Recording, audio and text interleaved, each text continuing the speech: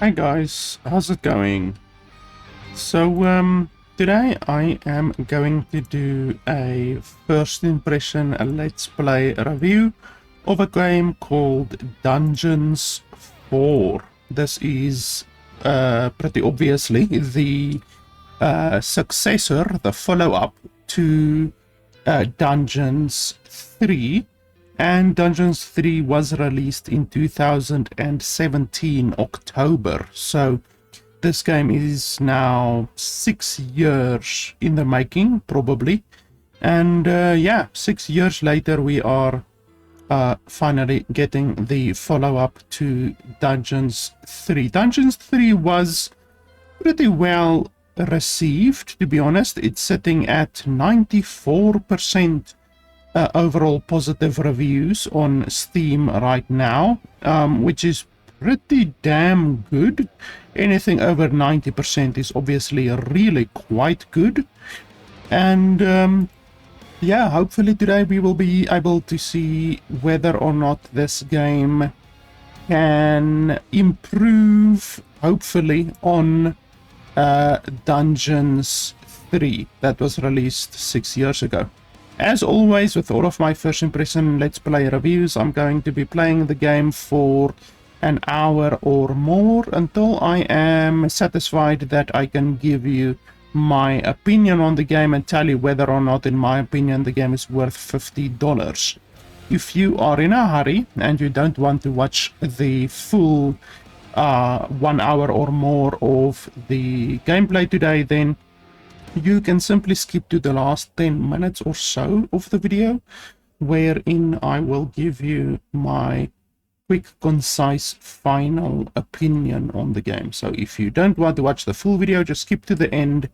I will put a timestamp in the description, and there I will tell you whether or not I can recommend the game. But otherwise than that, you can just stay tuned, and I will be playing the game, and I will be giving you my running commentary as I play through the game and tell you what I think is good and bad about the game. Now, I actually did play Dungeons 3 way back when it released, but I don't believe I ever reviewed it, and quite honestly I can't even remember playing it all that much. I do remember playing it, but I just sometimes will play a game for an hour or whatever and then just get sidetracked with some other game. You know, I don't know what games released around the same time as Dungeons 3 did back in 2017 of October, but I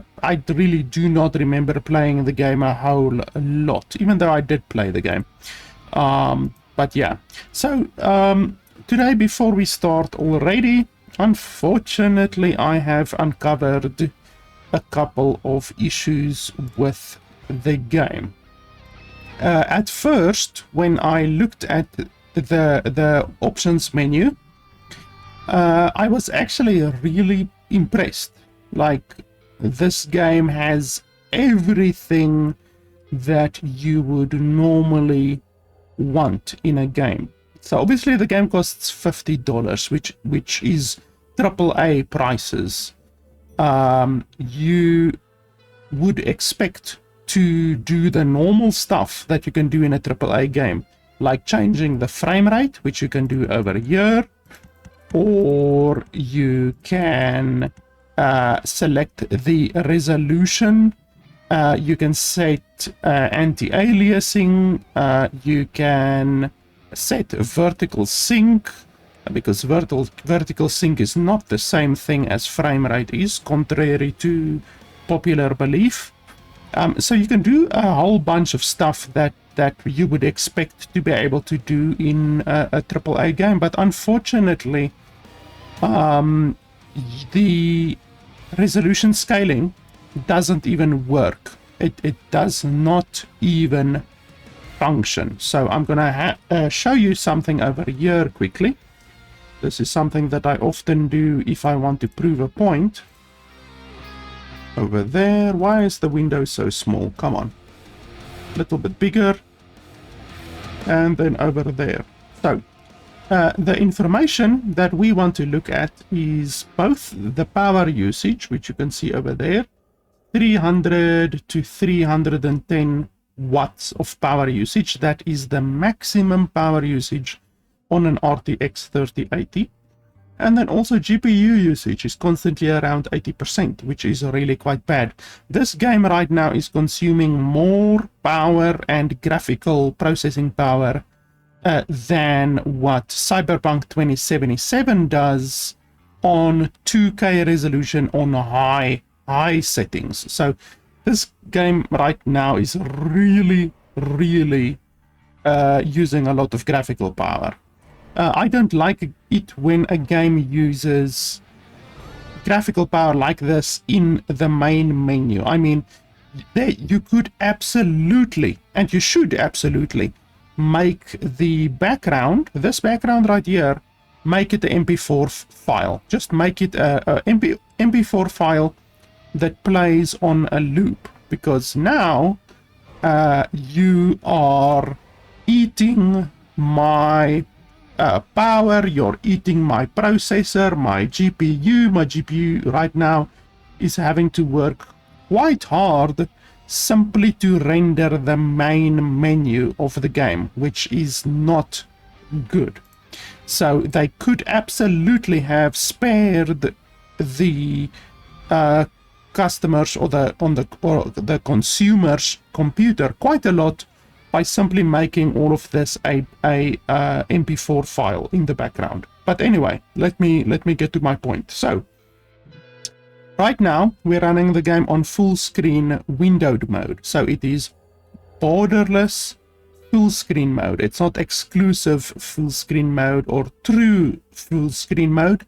It is borderless full screen mode, also sometimes called stretched full screen mode. So that is what we're running in the game on right now.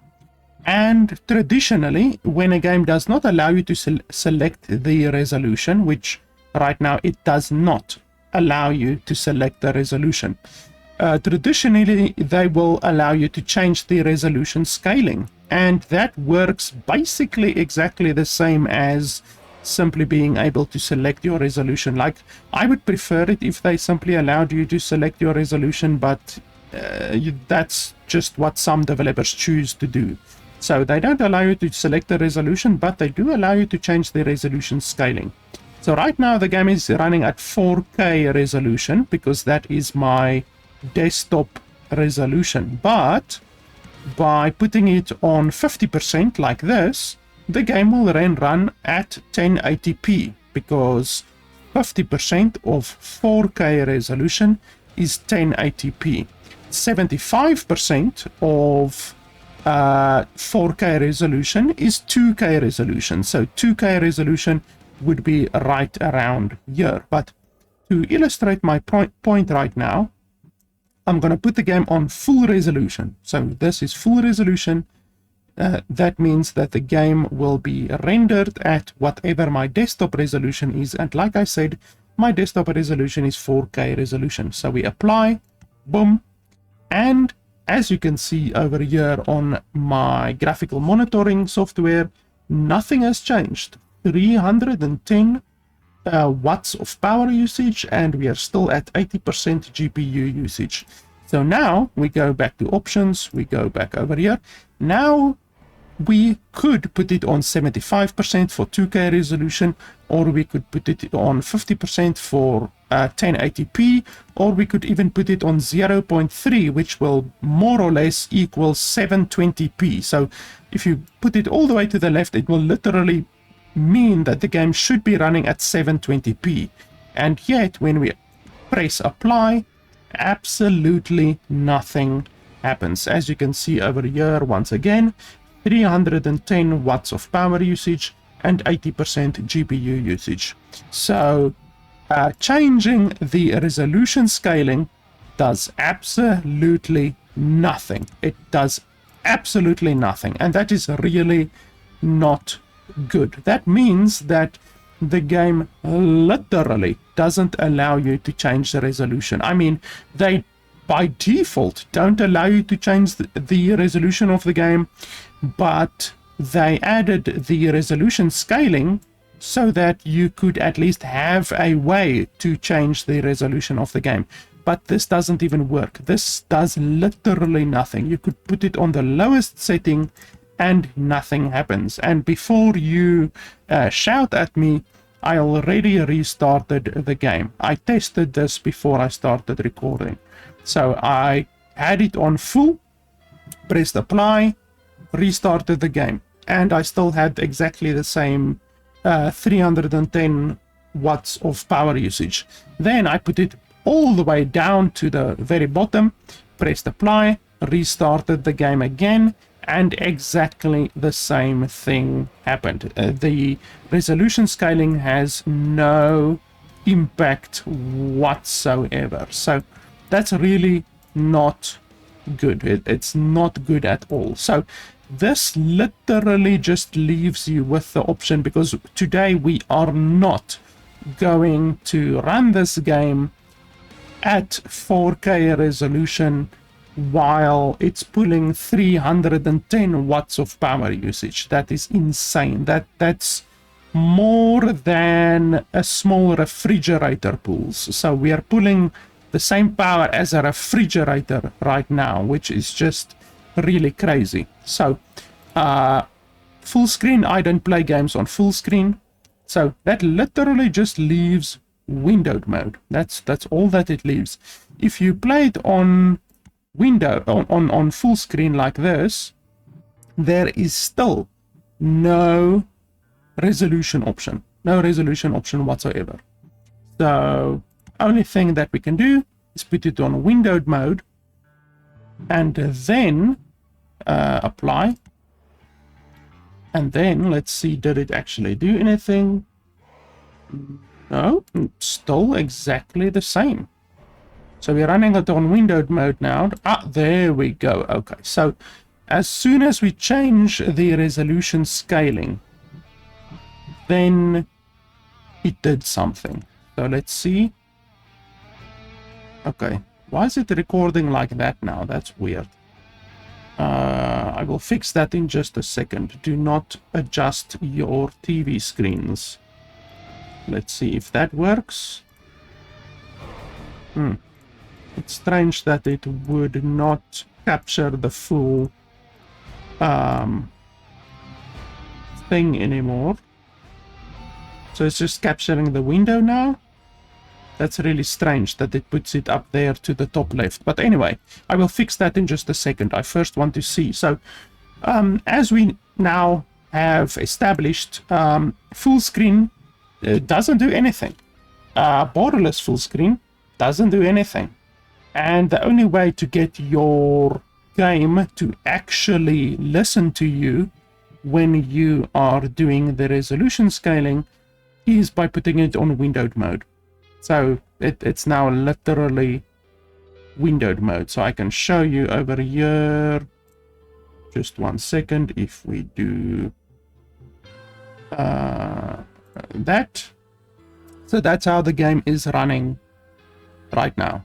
That's literally how the game is running. So that's obviously not very nice. So I am able to make it look nice for you guys, but I am literally gonna run the game like this because I have no choice. The game literally does not give you a choice unless you are okay with running your game while using 80% of your GPU and 310 watts of power draw.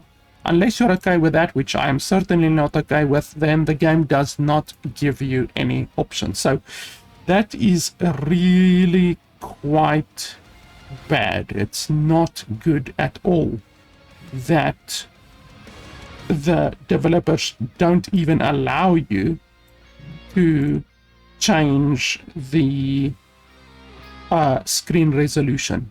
That's really bad, quite honestly.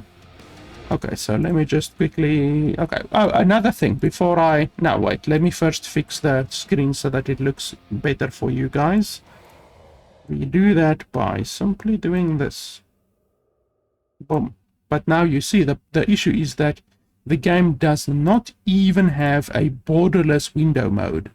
So it only has window, or full screen or board or stretched full screen. I know that they call that mode, this mode over here,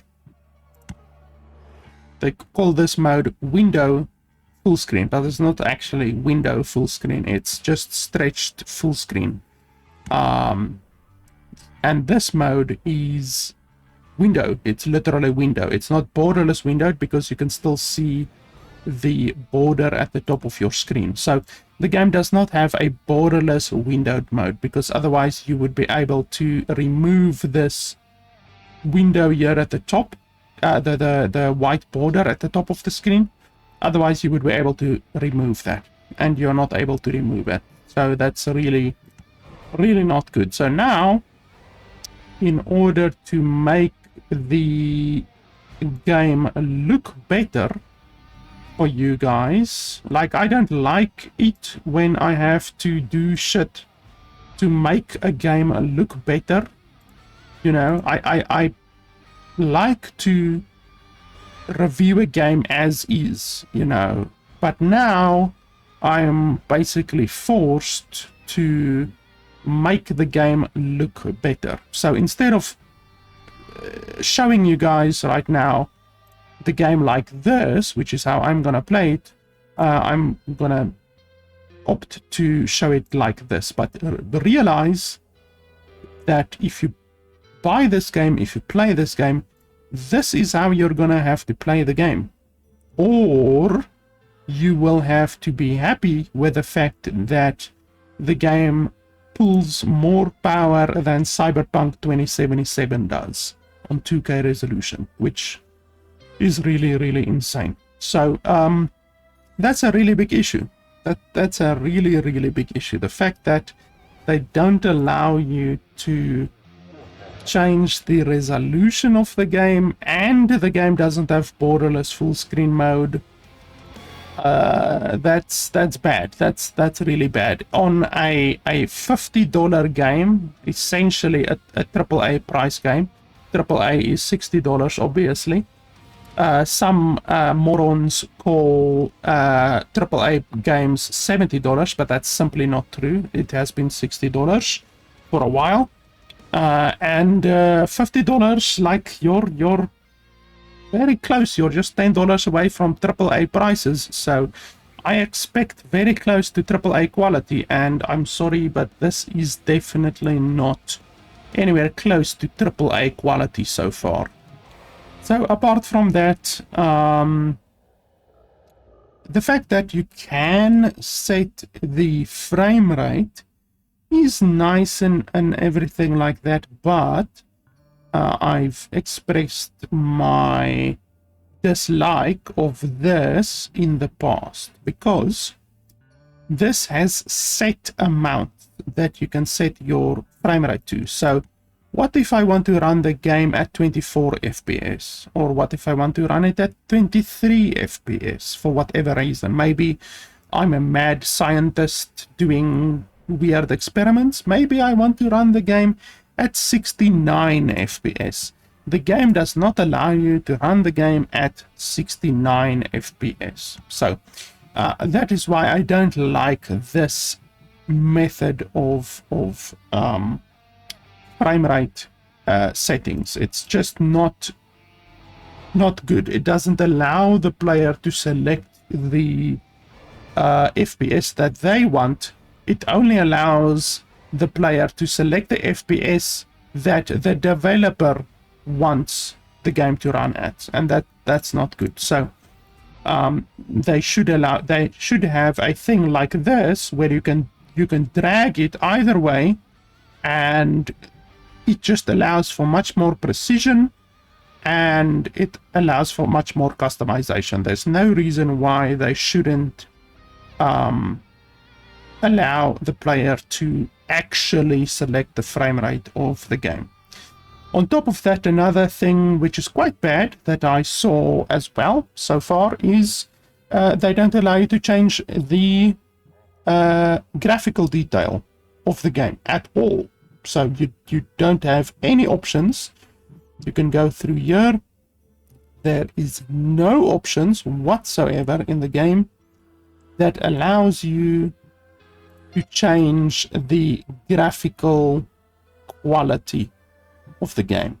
Not a single one. You can't change texture quality, texture detail, decals, shadows, effect detail, spell detail.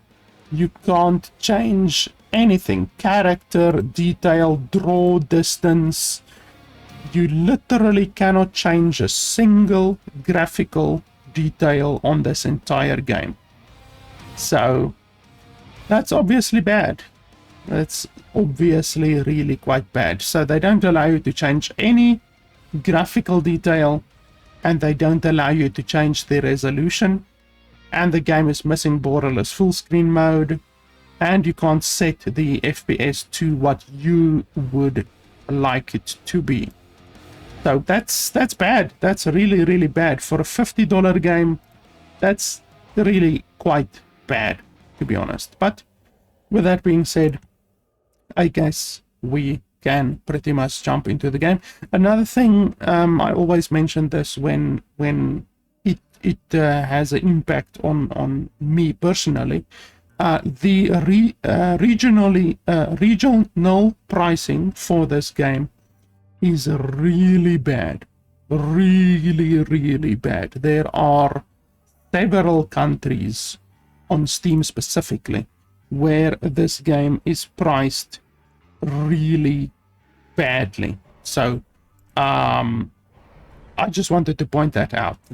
In my opinion, that is something immoral that a developer does have control over. They do have the control to price their game appropriately in all regions.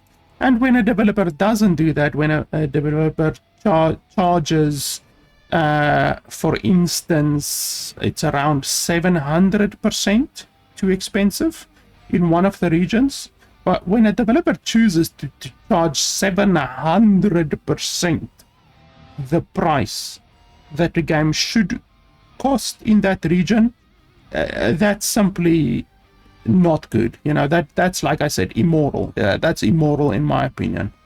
And whenever a developer does immoral things, then I just straight out would pirate their game, even though I received a copy for this game, so I didn't even need to pay this game, so I shouldn't even really be affected by this. But as always, as I always say, you need to take these things into consideration, because even though it doesn't affect me, it affects millions of people, millions of gamers who are going to potentially want to purchase this game, and they are going to have to pay 700% the price that the game should actually cost. So that's bad. Like I say, that's immoral, that's bad in my opinion, and you just have to take that into consideration when you are thinking about purchasing this game. Whether you want to purchase the game or whether you want to pirate the game, that's completely up to you. I simply give you the information on all of the immoral things that the developer has done, like for instance with any Square Enix game or Bethesda game or Electronic Arts game. I usually bring up the long list of bullshit that they have done throughout the years, because unfortunately gamers, TM, have very short memories, it seems. They just keep on buying the games from those specific publishers like Bethesda, Electronic Arts, Ubisoft, those types of guys, and they have done some really, really bad shit in the past that fucked over millions of gamers, and unfortunately their games still seem to sell pretty well. So I always like to remind players of that kind of stuff in my reviews. But anyway, with that being said, I guess we can jump into the game. I've pretty much covered everything that I've seen so far. That is not in the game, you know, that is just in the main menu or anything like that. So yeah, let's see. So there's skirmish matches and then there's campaign as well. I guess we will jump into the campaign. The Last Stand. Tanya set about destroying the last remaining heroes. Amongst others, her stepbrother Tristan. Okay. Achievements. Complete the last stand on any difficulty without letting Talia die. Kill 10 heroes in last stand while Talia's fury is active. Well, I don't really care about achievements. If they don't actually reward me with anything, then I really don't care about achievements too much. And then there's easy, normal, difficult. Unfortunately, they don't show you what changes. This is another issue that I always bring up when I notice it. I want to see what is the difference between easy, normal, and difficult. I want to see exactly what the difference is. Do the enemies have more health? Do the enemies deal more damage?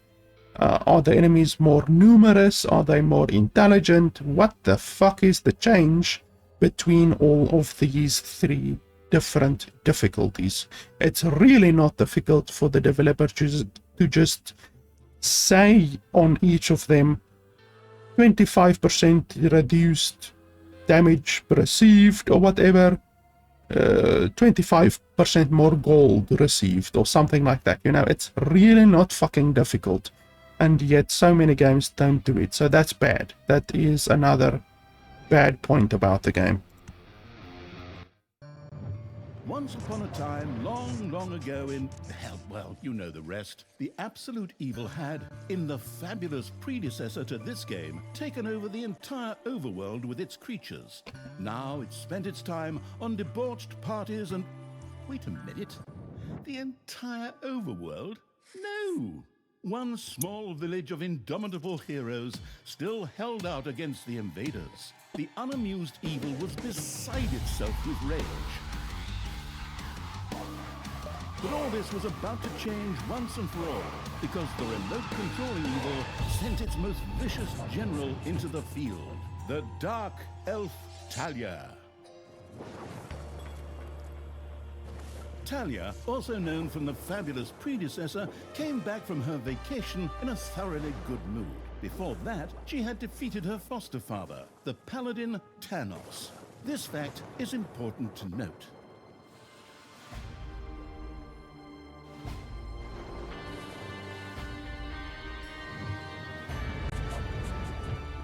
For this last remaining village of heroes was protected by none other than Tristan, foster son of Thanos and Talia's stepbrother.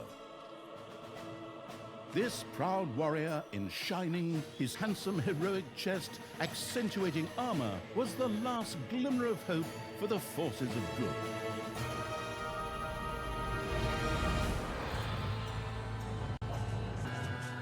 Talia, who had fully embraced the dark side, couldn't wait to really kick her stepbrother's ass.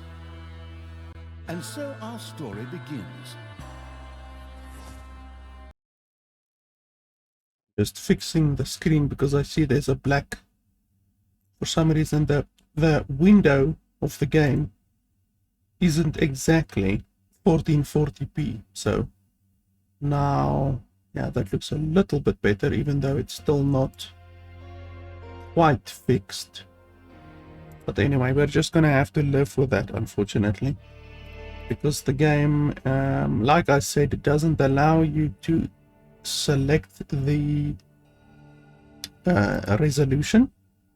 It just allows you to scale the resolution, and the resolution scaling isn't a perfect science. So you can't select 1080p, you can't select 1440p, anything like that. This seemed to be the perfect time for Tristan to make his appearance, the last mighty hero of the good races. My brothers! In your eyes I see the same fear that would lead me to despair. The day may come when the courage of true heroes is extinguished, when we abandon our companions and all bonds of friendship are broken. But that day is still far off. Stand fast, heroes of the West! And with those familiar sounding words, Tristan charged into battle to the cheers of his men. The heroes of good had managed to capture some of the evil creatures. Nevertheless, it was more than questionable whether a few minor victories and a brilliant speech could do anything against the absolute evil's armies. A storm of darkness and gloom descended, heralding the arrival of Talia, the absolute evil's general. This entrance not only panicked the defenders of good, but also seemed to strengthen the creatures of evil. Hey, I'm back! Time to kick a little hero butt. Forward, creatures! Show me what you can do! Punch 'em smack dab in the mouth! Smash 'em in the face! Oh, and just as a precaution, get me my handbook of worn-out third-rate catchphrases. Ha-ha! If my eyes don't deceive me, that's my stupid stepbrother Tristan over there too, just waiting for me to lovingly put his head on a spear. Ha! Today is gonna be a good day. Talia seemed to be very sure of victory. Some might find this puzzling, as it was the beginning of a long new campaign. But okay, maybe the rest of the missions are nothing but a string of debauched victory celebrations, who knows? So they're quite fond of breaking the fourth wall. As long as Talia's concentrated fury is active, your creatures will become more stronger. Okay, so you move with WAS and D. Pretty standard. Same as the previous game. A few pitiful opponents. I'm gonna massacre you. If I can just remember how that works again. Fortunately, Talia's instincts took over at this point, something which wannabe pro gamers often refer to as auto-attack. Talia also remembered that she had a few skills that she could invoke whenever she felt like it. Oh, right! Boom! That's how it's done. Talia's mighty storm once again stood at her disposal.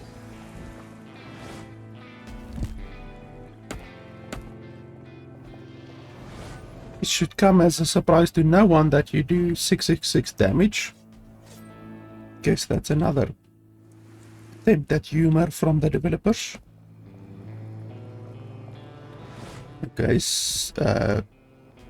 mission-specific skills at the top right of the screen.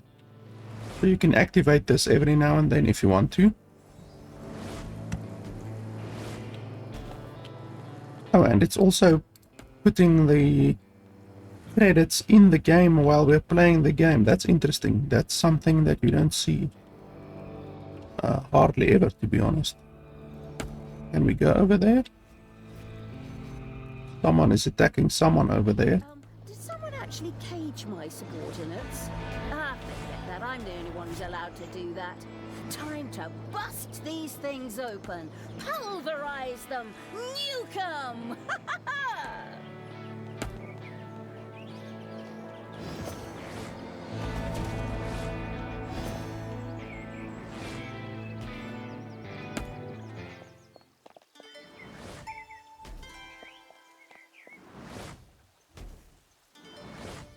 Your creatures have destroyed. Talia had freed all the creatures. Not to be outdone by her stepbrother, she too gave a brilliant speech. Speech? Sure. Creatures! Time to punch the do-gooders right in the kisser! Forward! Punch them in the face, kick them in the shins, break their belt buckles so they trip on their pants! Yes. Very inspiring. Okay, so the game even has overlapping audio as well. Because when I was attacking those cages, I destroyed one, and the audio from that cancelled the audio that was in progress, and it started a new line of audio, which means we didn't even get to hear the audio that was in progress. So that's not good at all.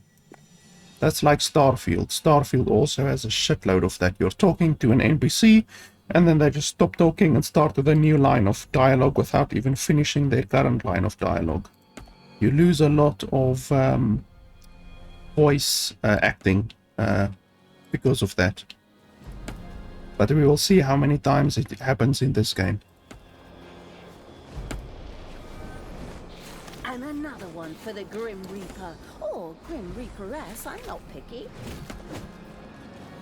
Oh, and you get experience for these. So it actually would have been more efficient to run straight over here, kill them, or get them and then kill the rest of the stuff. My dudes probably would have leveled up by now then, if I had done that.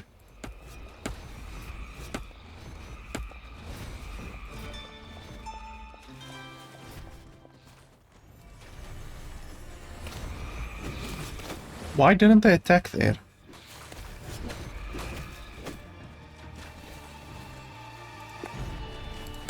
Oh, these guys are mine as well. Interesting.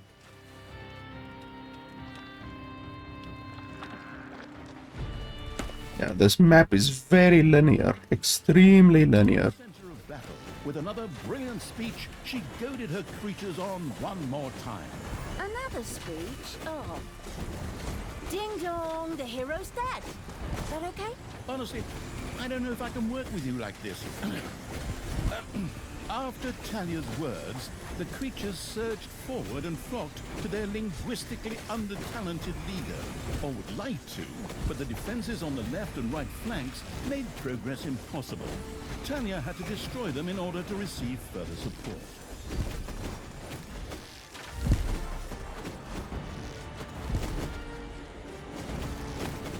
The hero's left defensive flank could no longer withstand the breaching evil's creatures.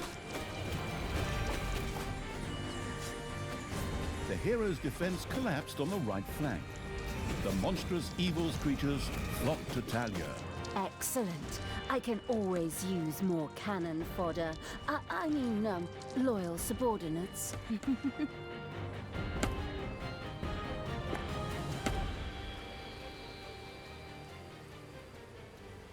What's the circle over here? Oh, the circle went away, okay. There was a circle on the mini-map there. So I was wondering what was that. Ah, that's cool. F2 to select everyone, that's nice. And then you can also group them by pressing Control 1 or Control 2 or whatever.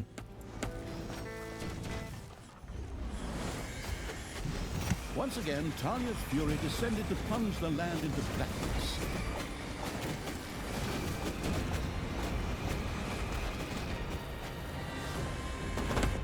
Talia, stepsister!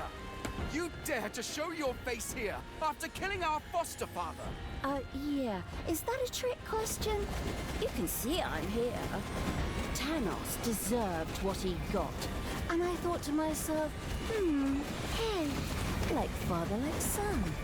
You will pay for your deeds, sister. The light will protect me. Sister, turn from evil and come back to the side of good. See the power of light. With these words, Tristan was bathed in a golden light that seemed to protect him. As if that were not troublesome enough, a number of magical portals opened at the same time. Huh.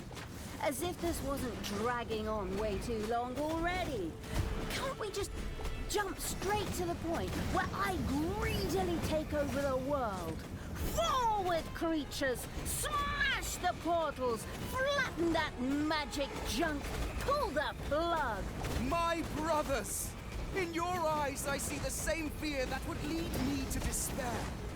The day may come when the courage of true heroes is extinguished. When we abandon our companions and all bonds of friendship are broken. But that day is still far off. Stand fast! Heroes of the West! Oh, didn't you spout that same bullshit earlier? In exactly the same words. No, not at all. I am known for my brilliant speeches. Wicked stepsister. I seem to remember that whenever you were supposed to speak in front of the class, we had to get a mob. You'll pay for that. Onward, faithful! Destroy the evil! All the magical portals had been destroyed, and with them, Tristan's shield went up in smoke. That's the way I like it. Now, where were we? Oh, yeah. I was just about to kick my stepbrother's butt.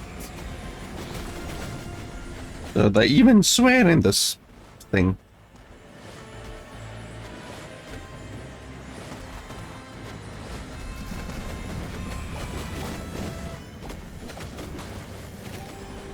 Talia!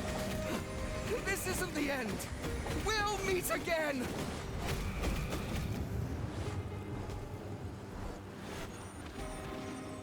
With these words, Tristan quickly created a portal and threw himself through it with the last of his strength. The portal closed again behind him. They didn't bother with the animation there, apparently. This was supposed to be my victory! And what the hell kind of glove is that anyway? Looks to me like game design forgot to balance the thing properly. Maybe the people in charge were still too captivated by your great speech. It brought tears to my eyes too, however, not of emotion. As if the bird brains these evil creatures have needed grand speeches. A few skulls to bash in, and the social calendar for the evening is filled. Well, each to their own. But apparently, Tristan had suffered a mishap, as the aforementioned magic glove still lay in the place where it was last used. It would seem that he had accidentally lost it. Wonderful. This thing is just what I need. Très chic. I'll, just grab that right away. And so our story begins. Yeah, that glove absolutely doesn't look like a lawsuit waiting to happen.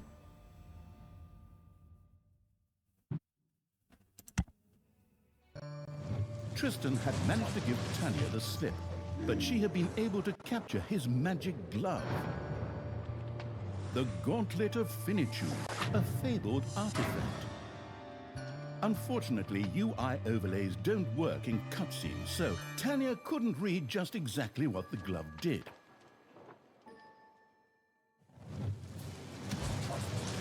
Nevertheless, she proudly presented it to the Absolute Evil in its form as the Dungeon Lord. And so misfortune took its course, because at the same time, Talia wanted to demonstrate how loudly she could snap her fingers. But this snap, which would go down in the history books as the Dungeon Lord snap, unleashed horrific forces that were discharged into the Dungeon Lord himself. As Talia rose to her feet, the gauntlet had disappeared, and the Dungeon Lord lay dying. Viewers often began to cry at this point, because it made them think back to the last really good superhero movie. Talia mourned for about 5 seconds. Talia had shattered the realms of good and served them onto the Absolute Evil on a silver platter, while it had actually done nothing at all. So Talia now became the absolute ruler. She had no clue about how to rule, but more than made up for it with hubris and consistently ignoring glaring problems. In addition, she surrounded herself with a staff of incompetent advisors. What could possibly go wrong? 10 minutes later, Tristan had captured Talia, locked her in a cage, and put the armies of Absolute Evil to flight. And so the story ends. We'll tell you how the story continues in overpriced microtransaction bites. Oh, wait, wrong script. That's a different developer. Hang in there, I've almost got it. What? Sounds like Electronic Arts. Taken away, the unused essence of Absolute Evil continued to float through the ether. It wasn't about to admit defeat that easily, but for evil to triumph once again, it needed Talia back, for better or for worse. And so the swirling essence of Absolute Evil set about commanding the perplexed-looking chaotic hordes and freeing Talia. Hammer time. Round 2.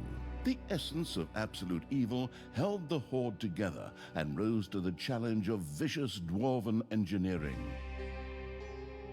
I normally don't like those types of cinematics. Quite honestly, I never like those types of cinematics, but these are not bad. I wouldn't say they're good. They're obviously no replacement for actual cinematics, you know.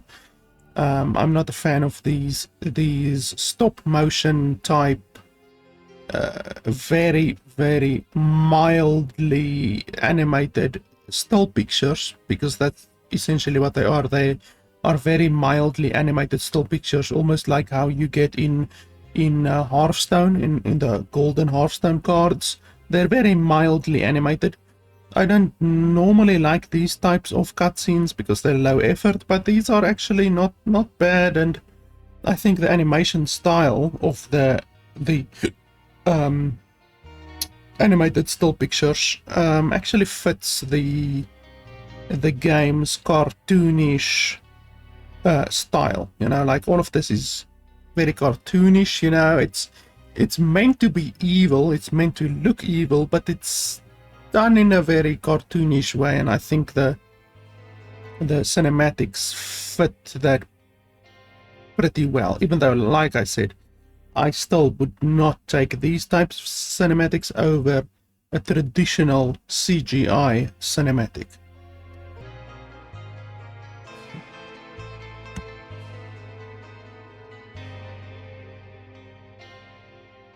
Cool that they show concept art during the load screens.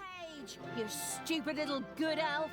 Otherwise, I'll have a hard time wringing your scrawny neck. What the hell do you want from me anyway? Talia, stepsister, your deplorable deeds must not go unpunished. You have slain our foster father Tanos, a blasphemous affront to our goddess, whom you, to top it all off, have also slain. But we will have plenty of time to argue on our journey. I am here for the stone. Brynhild, if you please. You know you can, you little cutie. Oi! Go on, you lazy lot. Get that destroyer of worlds class hammer going.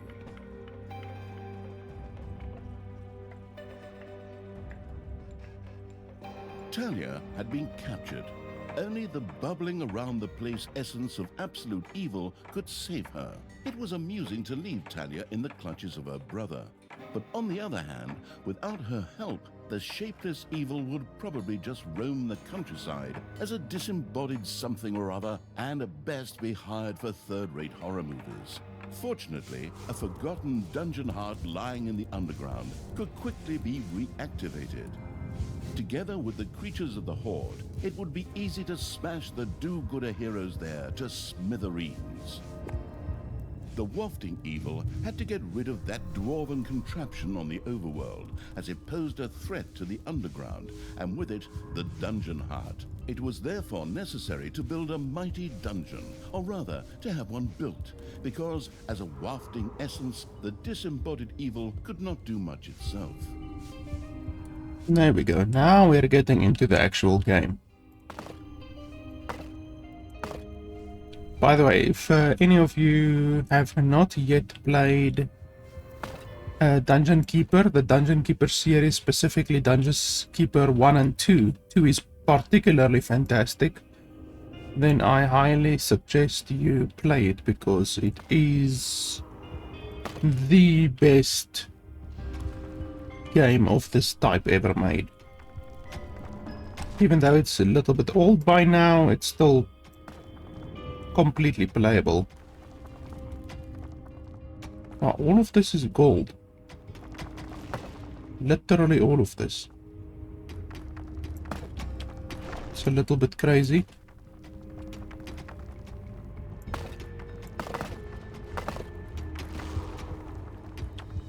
Okay, so you want the treasury. Are you gonna show us how to build the treasury or not?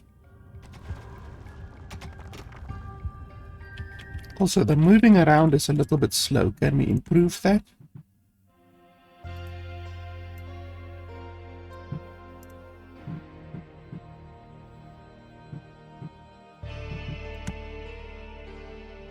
Only to 60. Why is that so little?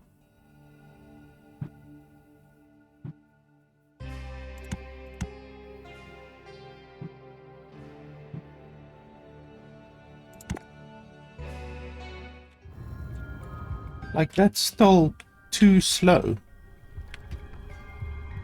A new area has been unearthed in the dungeon. Way too slow.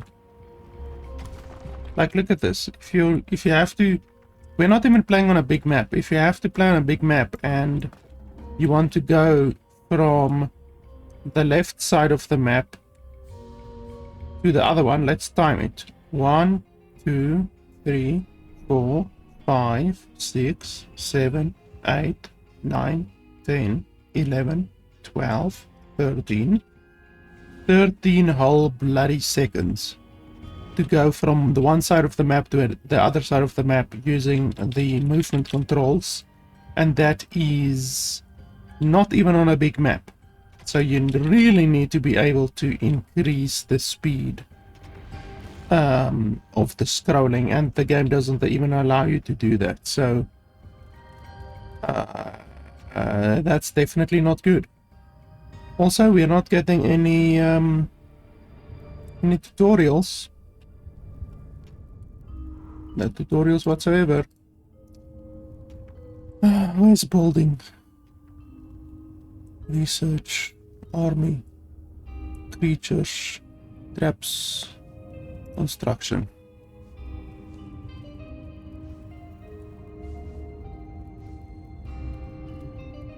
Requires research, okay. All of the shit requires research.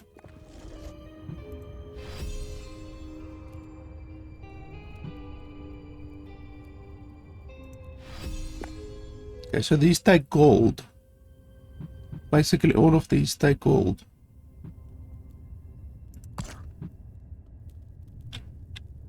Okay, is the game paused while we have this menu open, or why aren't we gaining gold?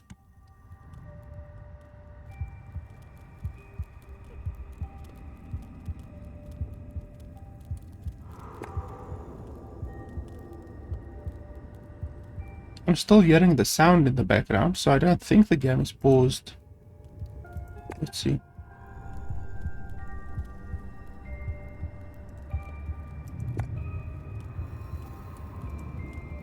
Yes, the game is paused when that screen is open, so that's not good at all. You should at least be able to change that. It's payday. Okay, so yeah, then we go over here. Oh, that's an infinite. Yeah, we can build that over there.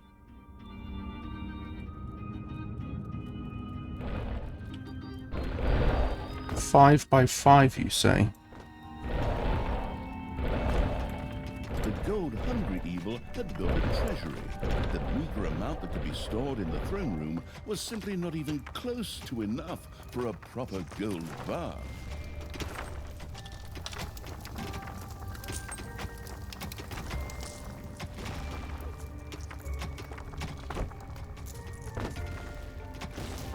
Okay, there we go. That's 5 by 5. Hideout. 6 by 6.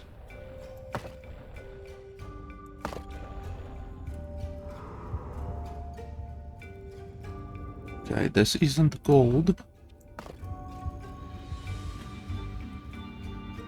There's some gems over there. I remember gems from Dungeon Keeper.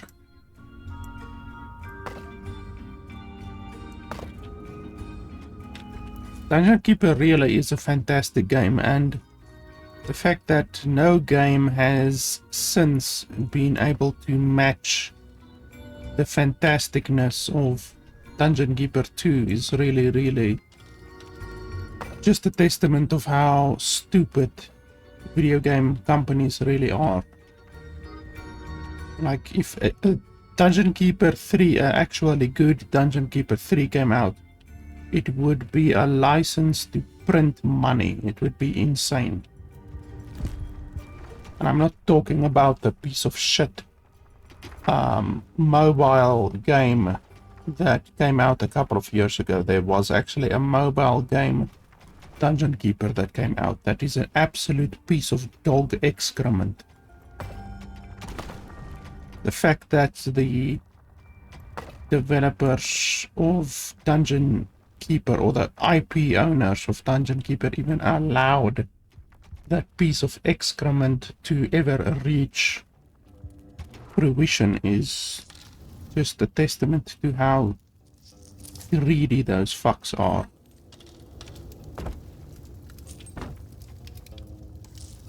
I don't even know what my maximum gold is. Oh, max gold, there we go. 5,000, 6,000. Okay, that's good that they show that. I was expecting them to show it over there, and indeed they do show it over there. Gobbler Farm. Food. Okay, so that's food.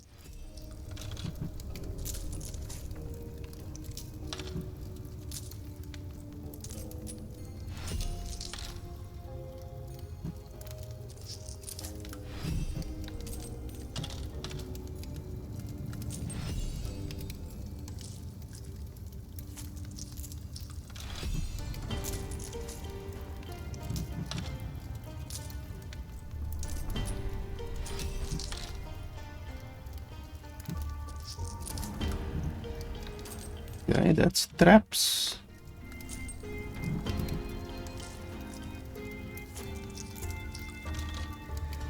So I have dungeon, horde, demons, and undead. What's the difference here?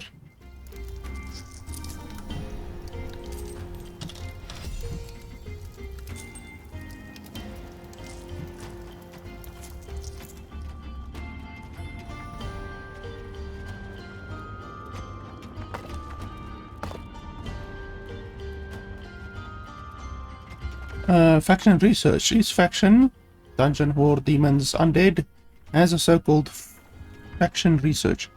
This research sets up the maximum level your creatures or little snorts, and with each research level the population maximum is raised. It also unlocks further research. Treasury.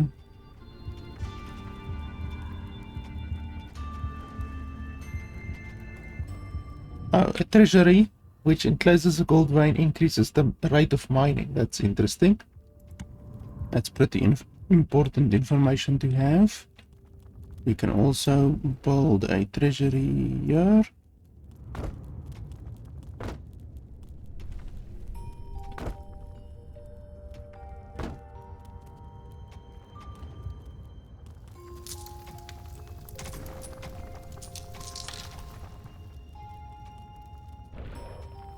And then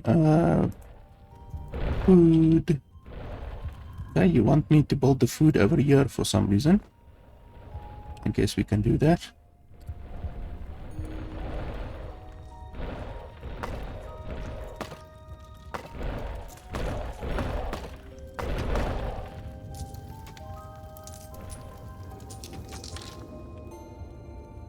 I don't like the fact that the game is so zoomed in. Like, the game feels very, very zoomed in. And this is the maximum amount that I can zoom out. Like, I can zoom in, but I can't zoom out more than this. Delicious gobblers were raised to serve as food for the horde.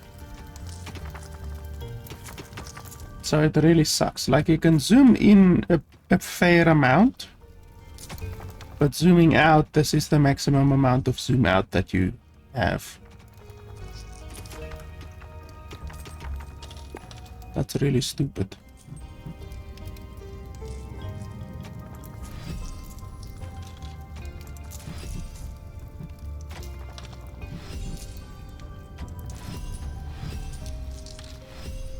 I don't know what this even does. We're not getting a tutorial about it.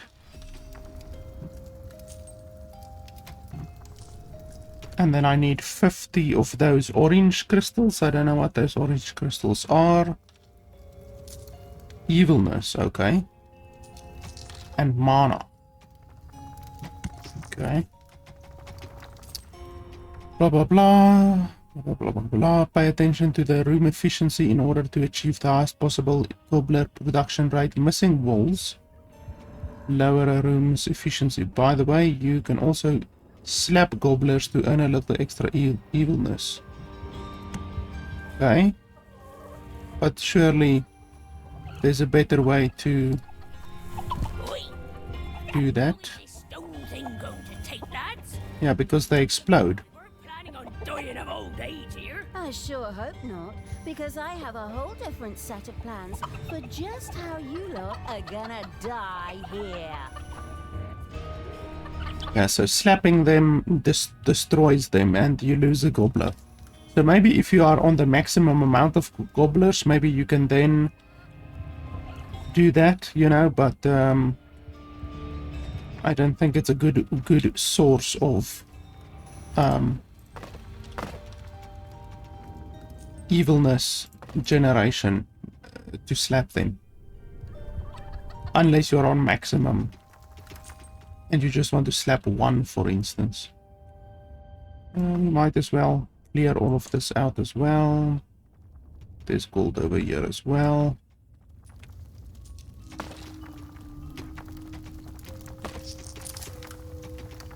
%20 effectiveness. So how do I increase the effectiveness?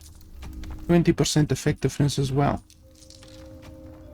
I wish the tutorial would tell me about effectiveness. Marker area, yeah, I already did that.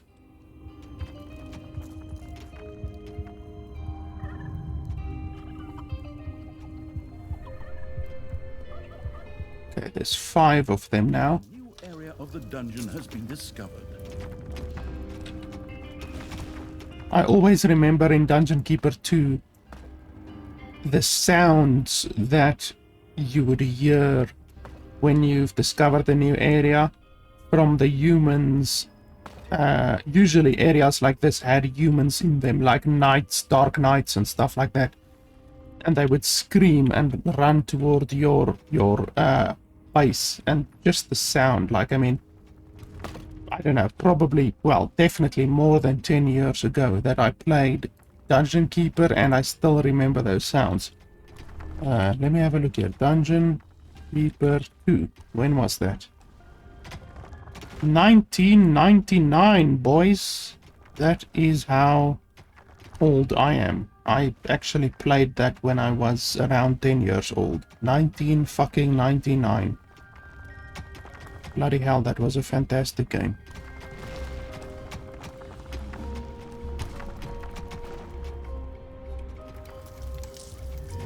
Yeah, so now we are just waiting. I mean, I did do this. You can't mark something for a higher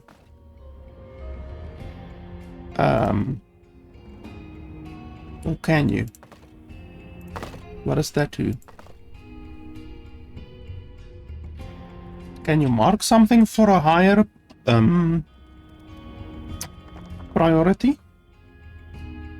I'm not sure what this blue means. I'm assuming it's a higher thing. Let's do that. Okay, well, maybe, I'm not sure what this blue is. I think maybe if you double click on it, then you're telling them that it's a higher priority. I don't know. The tutorial hasn't told me anything about that yet. Tutorial is pretty fucking useless, to be honest. What did it just say there? A gold vein located something something. Oh, is it over here? Ah, but that's a very small gold vein. And there's water? What does water actually do? I'm assuming it will do something eventually. It's payday. You see, there it's blue, and I didn't need to double click. So why is that blue when it's double clicked? Well, I didn't even double click that, actually. Okay, so building. Hideout.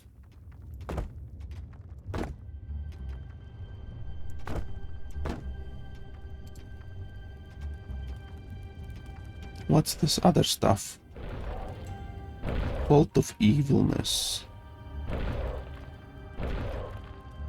Okay, so why hasn't the tutorial told me to build a Vault of Evilness yet?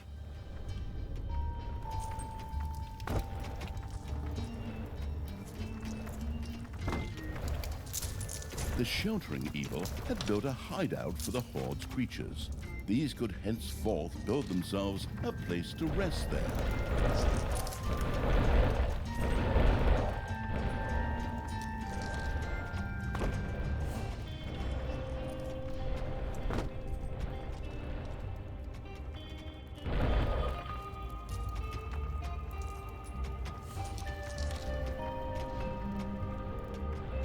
The hard work allowing evil had built a tinkerer's cave. Here, little snots could use the work units to make toolboxes, which were needed for the more extravagant dungeon accoutrements. Okay, what does this say? Creatures. Naga. Oh, you can build creatures here. Okay, orc. Naga healer. I do like healers.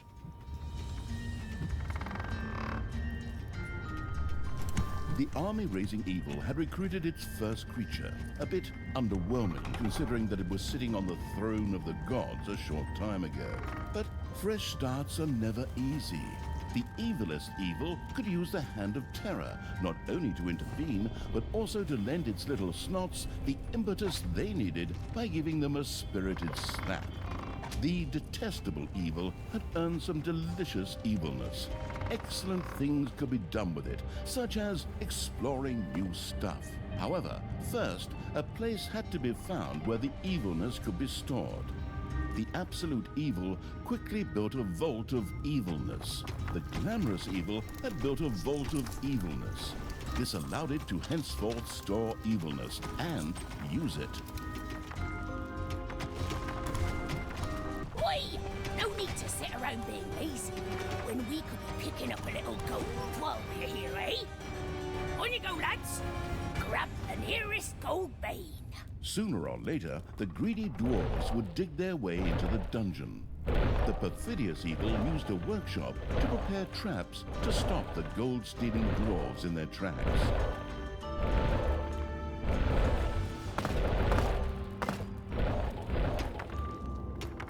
Okay, how do you use the workshop? Do you click on it or what do you do? Ah, you click on it. Technological progress has almost always been a fine thing. Further research could not only make new units or rooms available, but also increase the maximum number of little snots or creatures.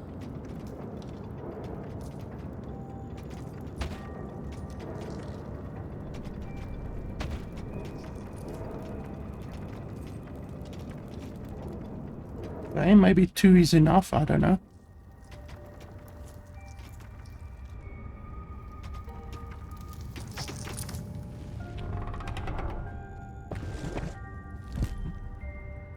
Why population limit reached? Why is the population limit 11?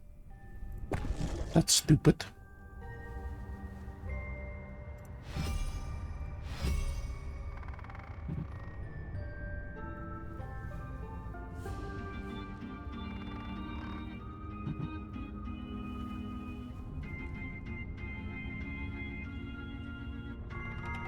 And now I need more gold. Why don't I have enough gold? What are you guys doing? Oh, and the gold veins are limited in this game. Okay. In Dungeon Keeper, they weren't limited. Oi! Something dug into my little gold mine. Yeah! Stinking orcs, whose skulls are at best used as toilet paper holders in the lavatory. Okay, boys, tear this joint to the ground. Dwarves had opened a passage into the dungeon.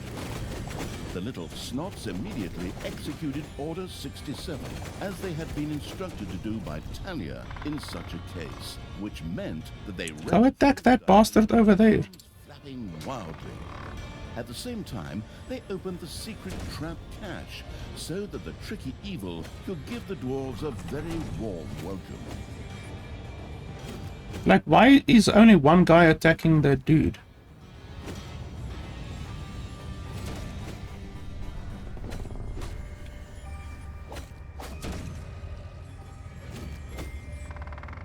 Oi! Did you little honey buns forget your little baby bottles? Or how did you manage to lose to a bunch of lousy orcs? But fine. We still have some reinforcements here. Reinforcements? Attack! Obviously, the danger from the dwarves had not yet been neutralized. Luckily, the little snots had made a few traps in their spare time, and they were only too happy to make available to the all-consuming evil.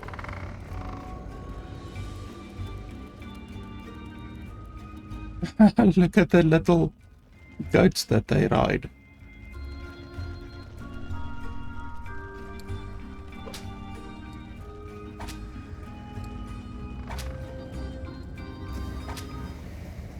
Fight back, you lazy bastards. Why aren't they fighting back? I can't even pick him up. Fucking hell. Look at this. Why is everyone just laying there?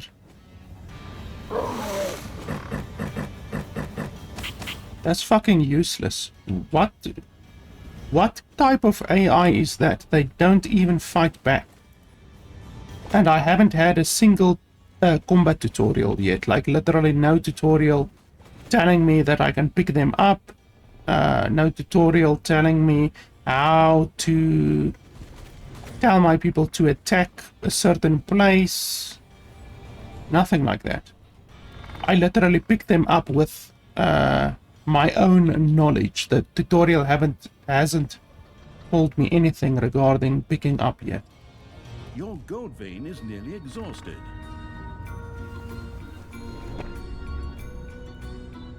Dwarves are building new rooms underground.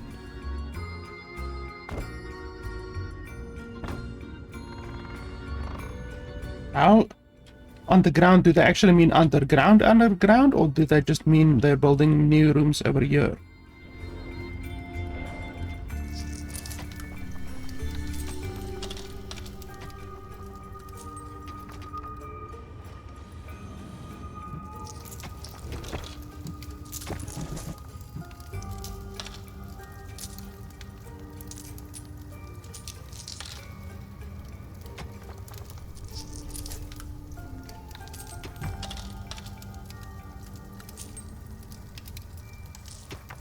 Ah, that's good.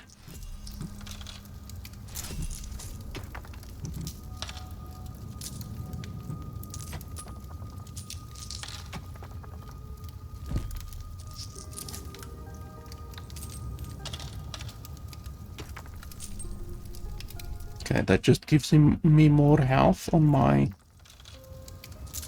dungeon heart. Increases capacity. Efficiency, capacity. Ah, that's good. Do that one.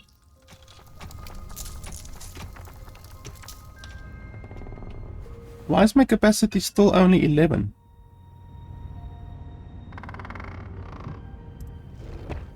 Like, I did all of the upgrades that I can on those. Still only 11, and I built more spaces as well. Why do they limit you to 11?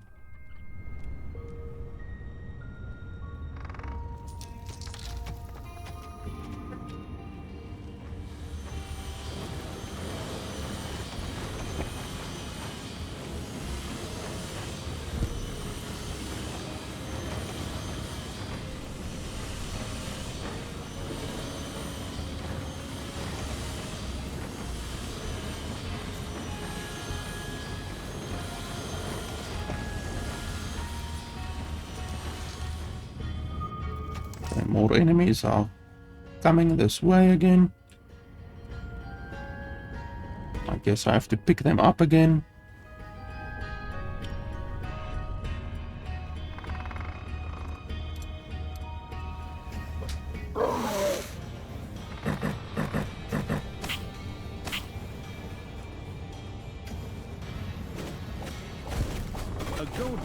been mined out.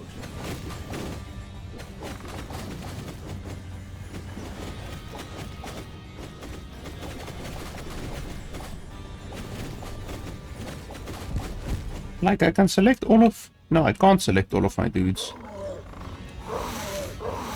I can suck them up like that, but I can't tell them to go somewhere. Okay, so I can drop them there. Okay, so where do they come from? They come from here. Payday.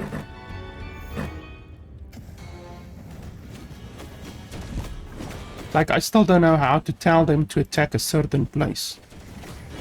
I have no idea.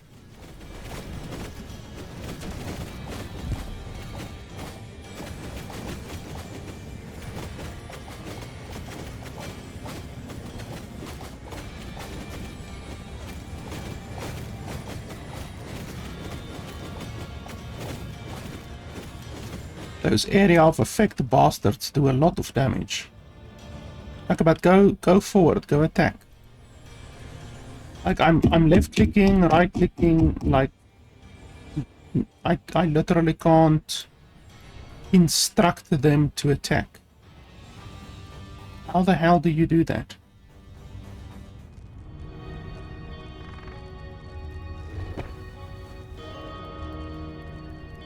Oh, so this is where you create traps. Holy shit, I thought you created on the workshop.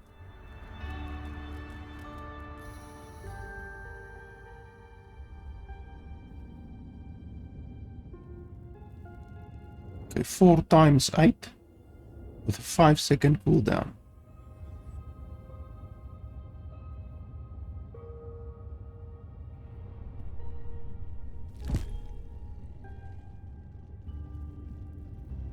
Here they're already sending more.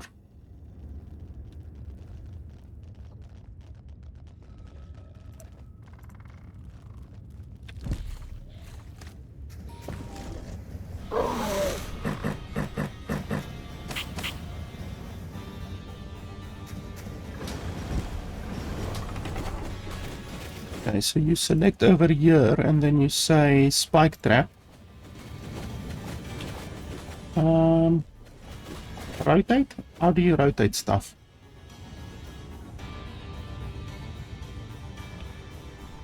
Oh, so you can place it like that. Well, why wouldn't I? How do you rotate, for fuck's sake? R? No, it's not R. It's not mouse wheel. It's not right click.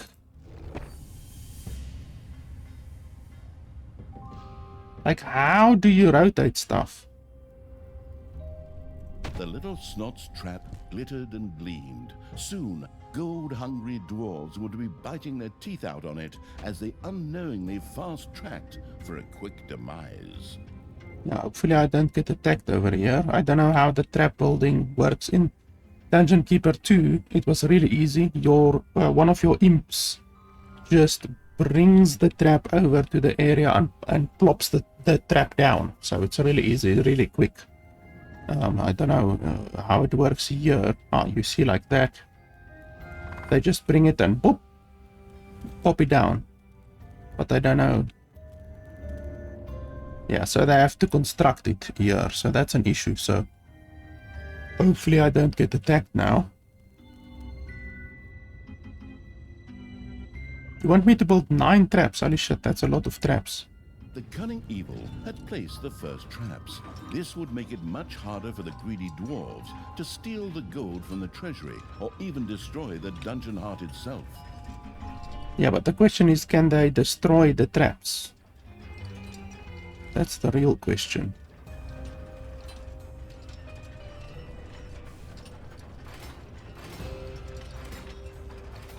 That doesn't even do so much damage.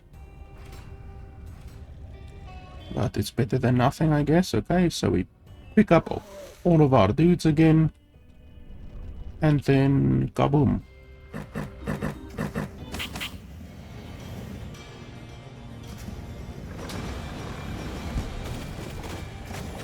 One issue in Diablo 2, not Diablo 2, Dungeon Keeper 2 always was that when you pick up your creatures like that and drop them on the ground, then they are temporarily stunned. I'm not sure if that happens in this game. Let's have a look. Yeah, you see they're temporarily stunned. So you drop them on the ground and they're stunned for a little while. So it's not super efficient to do that during combat. You kind of need to do it before combat, Dong, it's payday. if at all possible.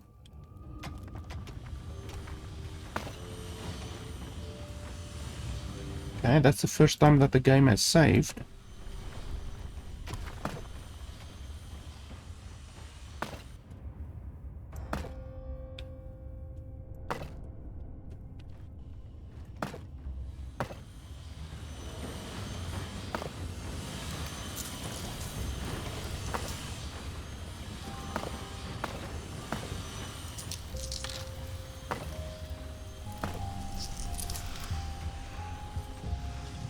Like, it just feels to me like I'm not doing a whole lot of stuff. Like, I would like to be building more sleeping areas, hiring more merchants, but I just can't do that. Like, they limit your merchants, or they limit the mercenaries. So, you know, what are you supposed to do with your resources, really? Like, they limit the amount of mercenaries that you can have to such a huge degree that you can't just build a bunch of shit and bum rush the enemy. Like, you were able to do that in Dungeon Keeper 2. You were able to bum rush the enemy by just building a shitload of dudes, even though there were still limits, but the bloody limit wasn't 11. You know, having a limit of 11, that's really, really stupid. You know, having a limit of 11 really, really reduces the offensive capabilities that you can have, you know. And what's the fucking point of the game? Is the point of the game killing the enemy, or is it slowly grinding the enemy to death with small guerrilla attacks and eventually overpowering the enemy? Like, what's the point of the actual fucking game, you know? I just don't understand why they've limited the game to such a gigantic degree with regards to how much you can have, how much you can build, all of that kind of stuff. It just feels really stupid. Like, why is it such a small amount? 11 army, you know, 11 fucking army.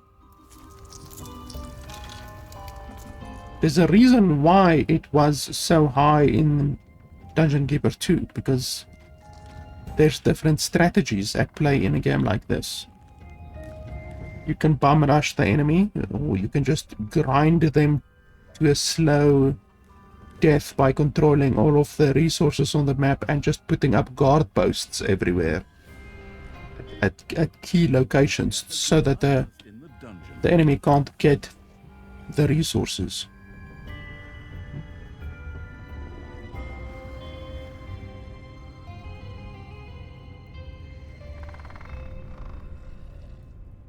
Ah, no, no friendly fire, that's good.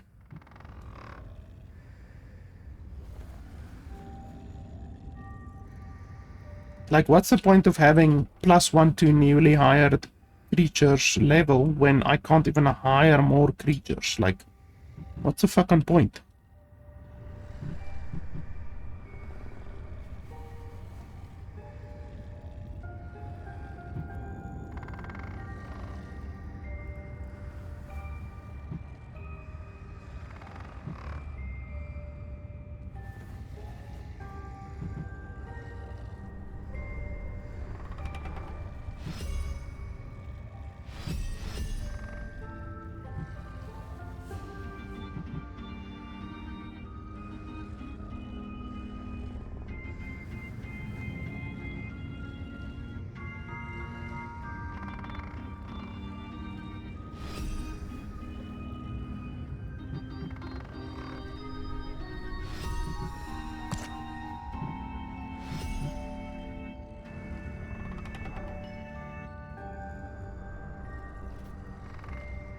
Like, look at that. I have more creatures now that I can have access to, you know, the bombers and the dagger dudes. But I can't build them because I'm still at 11.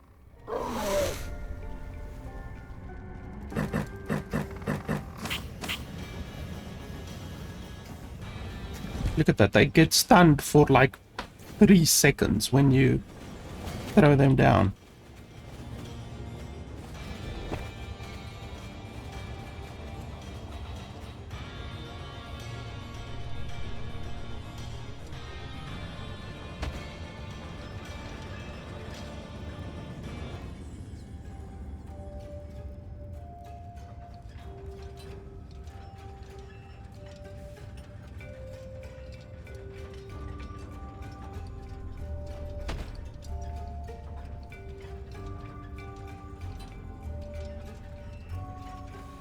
I don't have enough money. Holy shit, they can run through the lava. Didn't know they can do that. Ding dong, it's payday. No, and I don't have a lot of money.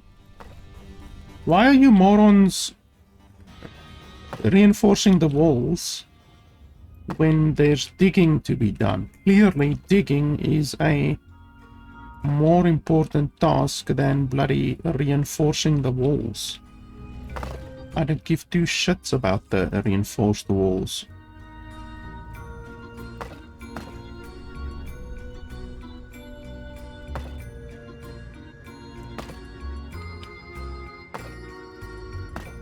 A new area has been unearthed in the dungeon.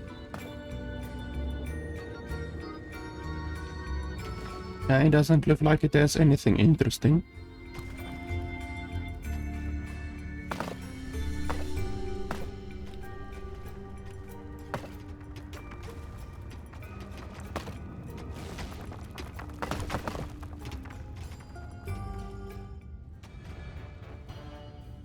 Okay, here come more.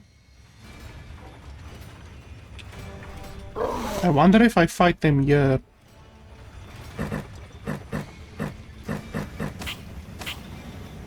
Like, will the traps be able to hit them as well or not?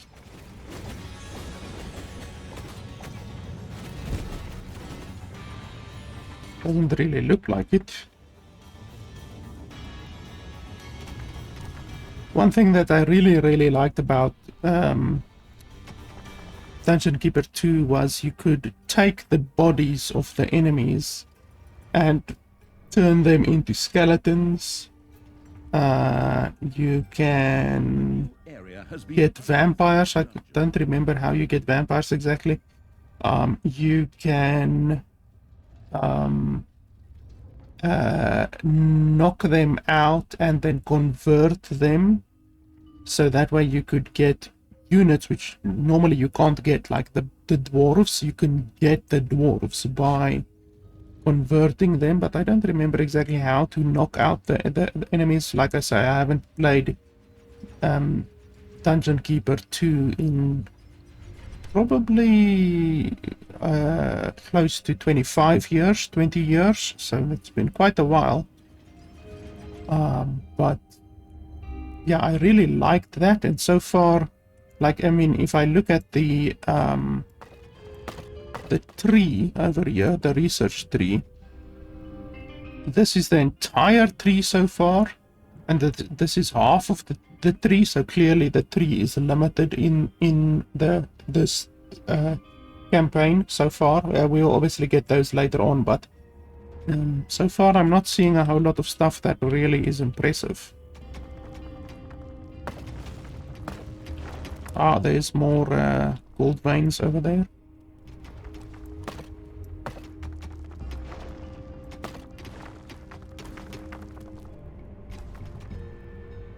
More jewels over there as well.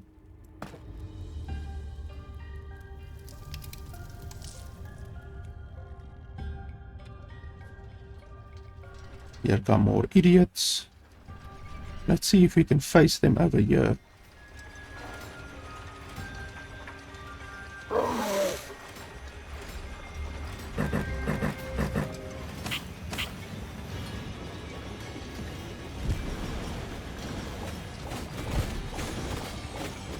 absolute destruction. Let's see if we can just finish this map.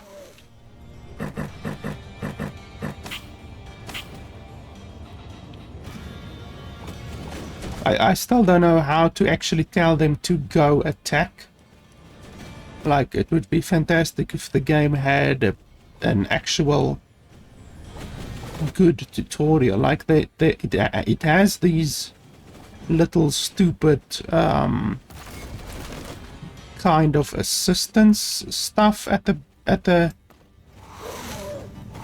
side here, but otherwise than that, I'm not really seeing a tutorial, you know?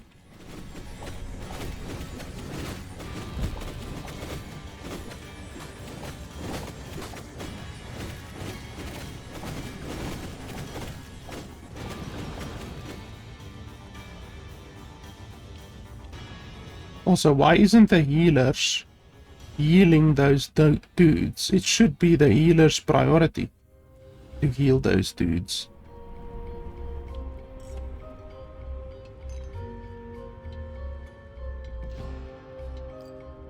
Like, whether they're in combat or not, it should be their priority to heal them. Ah, we can build some more treasury here. I'm also not a fan of this system up here, the build menu up here. Definitely not a fan of that.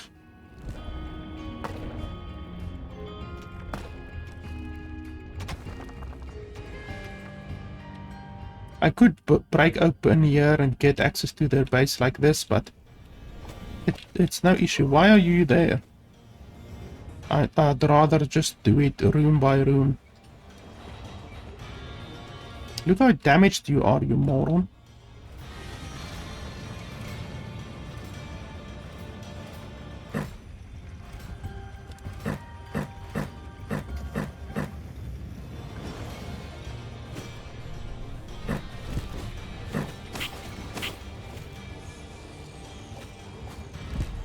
Just go heal.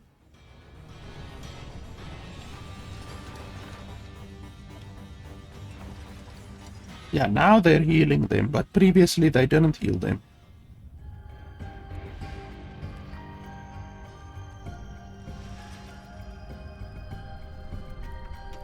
Ah, there's another 4,000. So it's weird that these aren't infinite. They were infinite in Dungeon Keeper. Like, I can understand... oh, is this one infinite? Oh. I can understand not making it infinite in multiplayer, you know? Because not having an infinite source of resources is fine in multiplayer. But in a campaign where it is totally possible, if you are a moron, to run out of money during a campaign, you know, it's completely possible. So that is why infinite money is fine to have during a campaign. Why are you running over there? But you don't actually have money. Okay. So yeah, I don't know why they didn't just keep it infinite, to be honest. Okay, we're very close to destroying them. They have 1, 2, 3, 4 rooms left. So I think after this attack we can go finish them, because I think my dudes are leveled up enough now.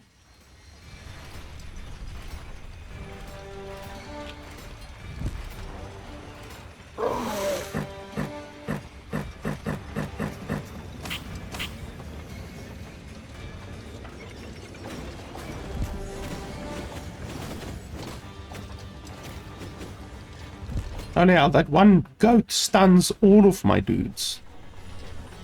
That goat is unbalanced. Okay, come on, boys.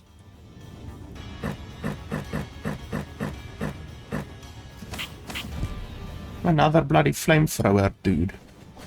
I hate those.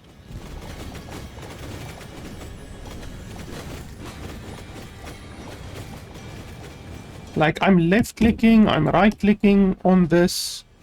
Okay, there I right-click. It's showing something over there, but nothing happens. Okay, this is going to be a big battle.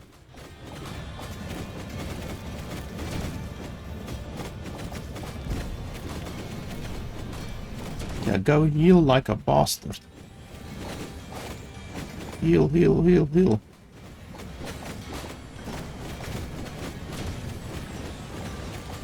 It's also really sucky. You have to break the door before you can start damaging the enemies, and yet they can damage you.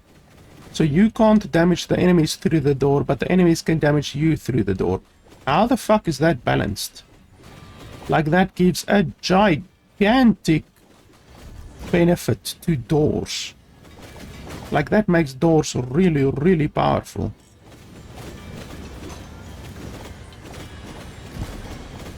And it doesn't make any sense.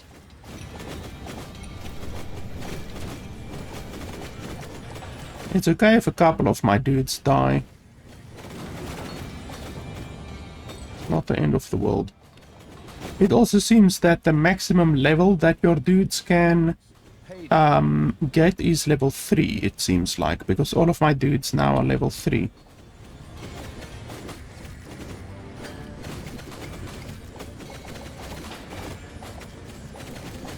The dwarves were defeated for the time being. Satisfied, the essence of absolute evil rubbed something together that could perhaps pass for two hands together. The all-destroying evil had conquered the exit. This left the way to the surface open for its troops.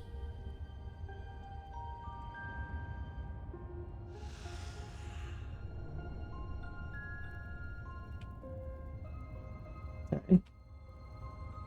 So, do I need to wait for my little dudes to go over there to this building, or what? Oh, here comes one now. Nope. He's just getting gold. I'm clicking. Ah, I needed to double click, okay. I double clicked on it. Apparently that's how you go up and down. Right clicking does nothing.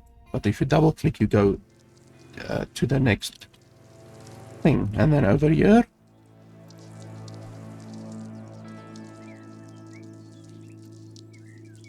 I'm right clicking. You can hear me right clicking. Left clicking does nothing.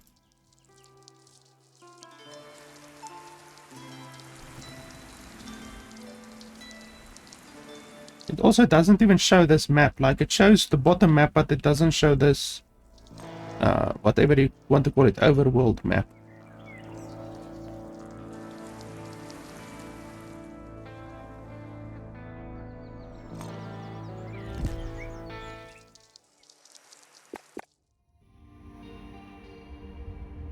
Like, what's supposed to happen now?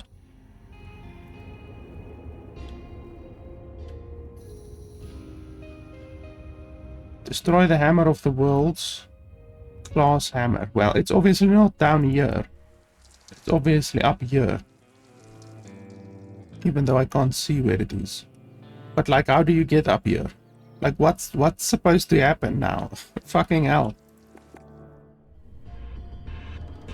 I can't do anything there. Can't right click, can't left click on it.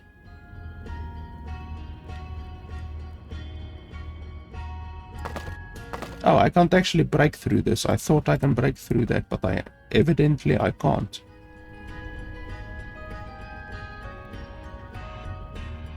Also, why aren't my workers even... Like, my workers aren't bothered about this, all of this evil that's over here. Can I pick them up, maybe? Can I pick a worker up?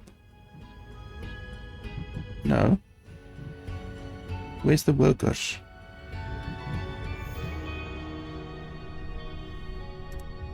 There we go. Pick one up.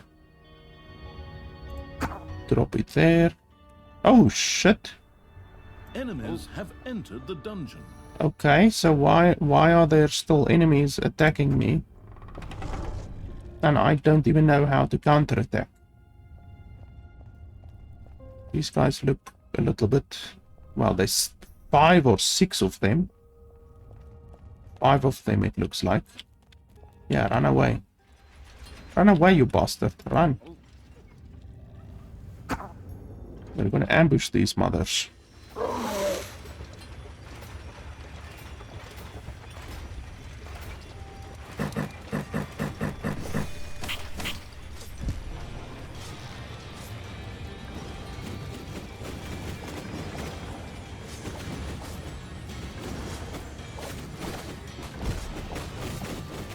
Absolutely decimated. This trap especially is really powerful because it knocks them to the ground, which gives my dudes like a couple of seconds to collect what they want to, attack them.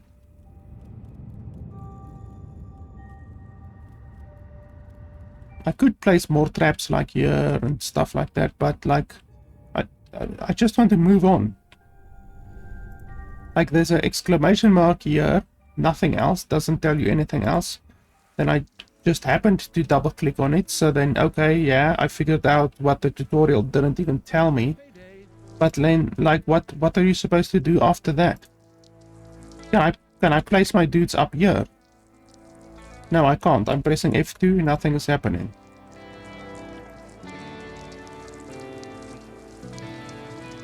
So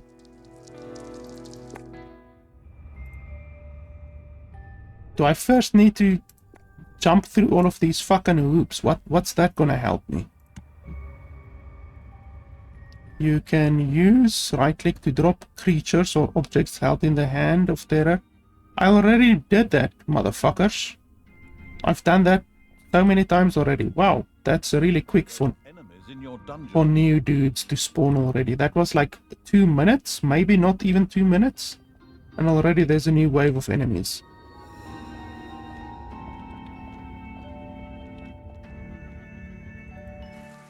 Like, I don't understand.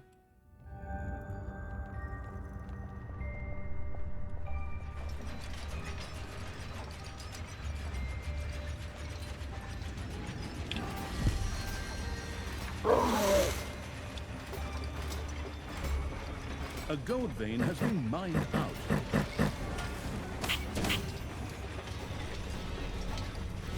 Yeah, these traps absolutely decimate them.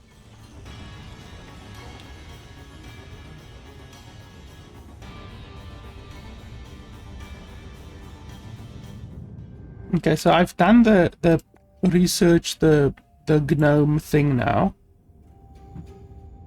I mean, I can almost do all of these, although some of them are a little bit expensive. Boom, boom, boom. That one requires more evil. So I've researched literally everything now. I haven't researched this one to completion, but I've researched literally everything. I've jumped through the hoops that I want. These are just side quests. These one that with the yellow flag are just side quests. And then the green one is the main quest. And you can see the main quest over here. But when I click, when I pick up my dudes, there I have picked up all of my dudes.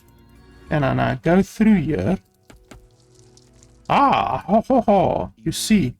Blinked a little as they stepped into the glaring light of the sun. Finally, they could lay waste not only to the boring corridors of the dungeon, but also to the lush green meadows of the overworld. Okay, so apparently you just have to be psychic. Fortunately, I am psychic, but apparently you just have to be psychic in order to play this game, because you have to figure out literally everything, past the small amount of tutorials that they give you at the beginning for useless shit like camera movement and dumb shit like that, and telling you that you can slap chickens to get evilness. Apart from that bullshit, they don't tell you anything. You have to figure out the entire game on your own. Had destroyed a camp in the overworld. The defeated heroes ran away crying and tried to entrench themselves behind even higher walls. Okay, so what? Do I just run around and kill everything now? my map isn't even updating, so I'm not even sure where I'm running to. I guess we just destroy stuff. Also, it takes a little bit too long, in my opinion, to destroy stuff like this. It takes a little bit too long, really. Okay, well, I've got more dudes now, apparently.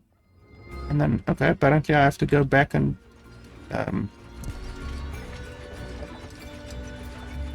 pick up my dudes. Okay, so I'm pressing F2 and I'm not, they're not being picked up. For fuck's sake. So I have to go back up, then I have to grab my dudes. Come on. They're not being grabbed. Why not? I'm pressing F2 to pick them up. Okay, if that doesn't work,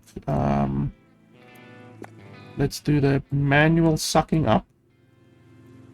Nope. Okay, so you can't suck up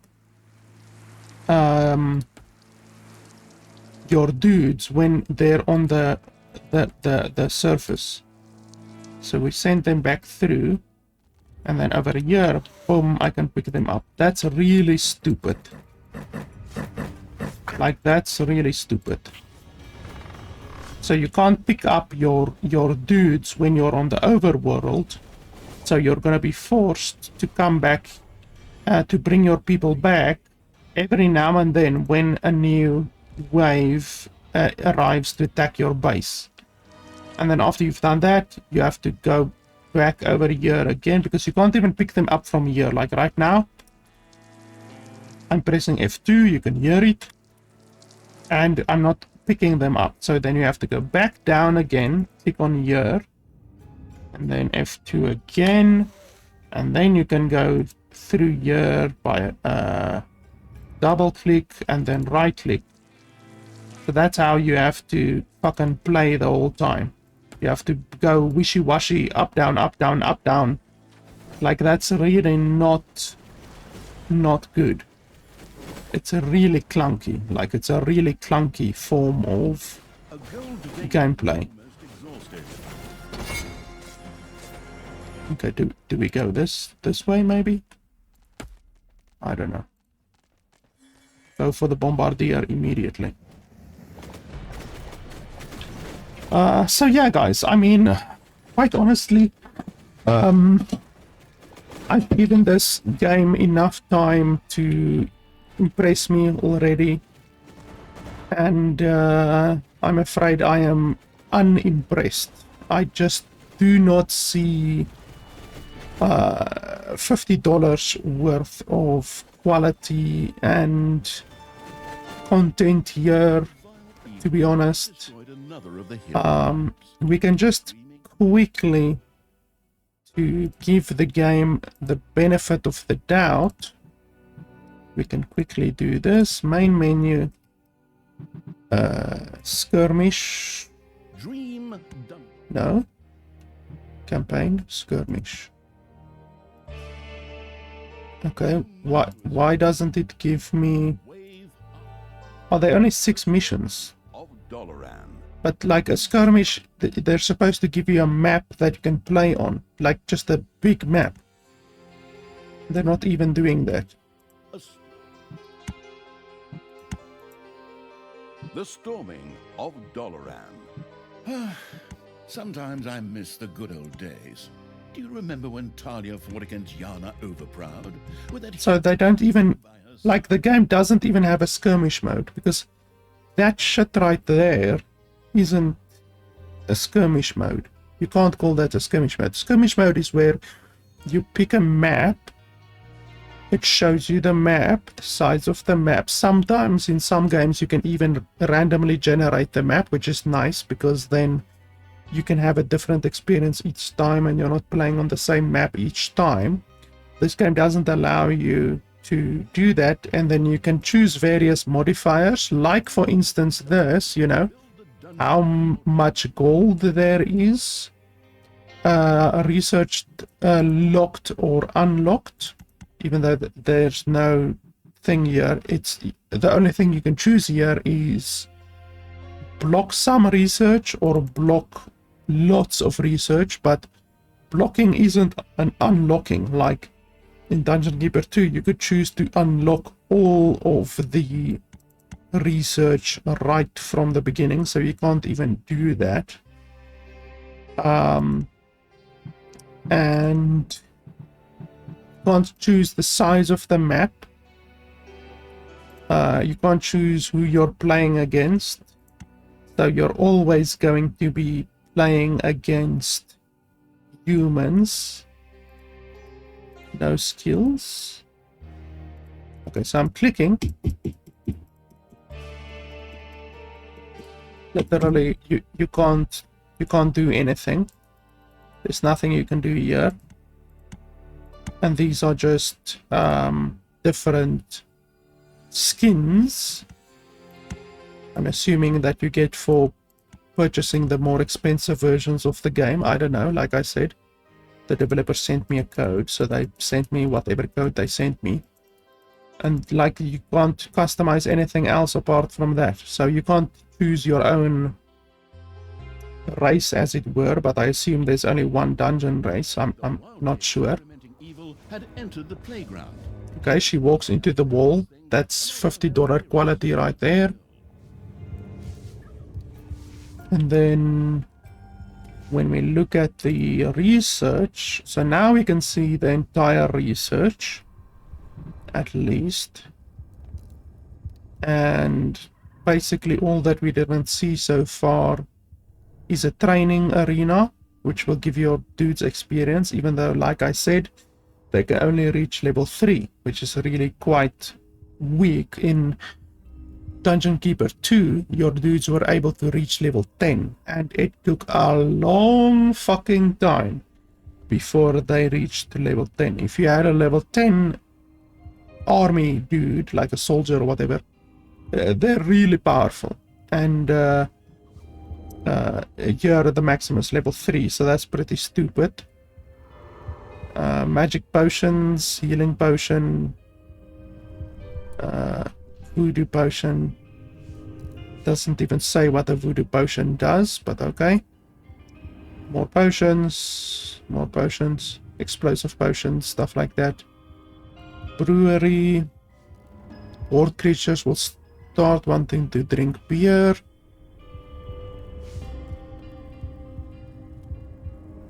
Level 5. Oh, so you can increase their level past level 3, apparently, but I don't know how. But this will then, they will then drink beer at anything past level 5, apparently. I don't know. And then dead creatures are stored in this room, kept fresh until it is their turn to be resurrected. Okay, so you can resurrect your creatures. But anyway, I'm not gonna read all of this bullshit. The amount of extra creatures that you are able to unlock really will not change my opinion on the game. The fact that you are so limited on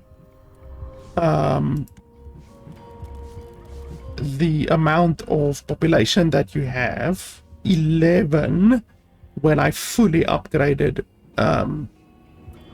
basically both of these trees. I fully upgraded all of that and then fully upgraded that. 11, which is hilarious. Even if you are able to double that by researching this and this, that would still only be 22. And even 22 units are not anywhere close to being enough. Like, if you think about what Dungeon Keeper 2 had, oh, they had way more than fucking 22. What's this purple stuff? Mana. Oh, yeah, you can cast spells with the these things over here, expert spells and stuff like that. Aura of Swarm, Bat Swarm, Slow, Create Resource, Demon Portal. So it's just really stupid that they limit your army population by that much. It's a really a stupidly small amount of army that you can have. Also, what's this over here? This is evil. Why can't I pick up the evil? The tutorial is also, like I've already shown, really terrible. Really terrible tutorial. Also, what the hell is this map? Why is this map like this? This map is fucking terrible. You see, that's the issue with not having a skirmish mode where you can just build on a empty map, you know. This shit right here, the enemies are just gonna come zoom, zoom, and then you're dead. Like, that's why you should have a skirmish map. That's also why you should be able to select the size of your map, because in Dungeon Keeper 2 you were able to have some really bloody large maps. You could play hours and hours. Like, I remember playing 10 hours or more on a single map. Like, some of the maps were really crazy. And you had these artifacts. There were artifacts that you could collect with your imps, and it was just such a better system with the imps that generate tiles, and then when you encountered an enemy imp or an enemy dwarf, you had to counter their progress. So you had to break down their tiles, and then you could convert their tiles to your tiles, and then you could build on your own tiles. This game doesn't have that system. I don't quite even know how to build. Like, can you just build anywhere? See, I can't even do anything without researching. That's really stupid.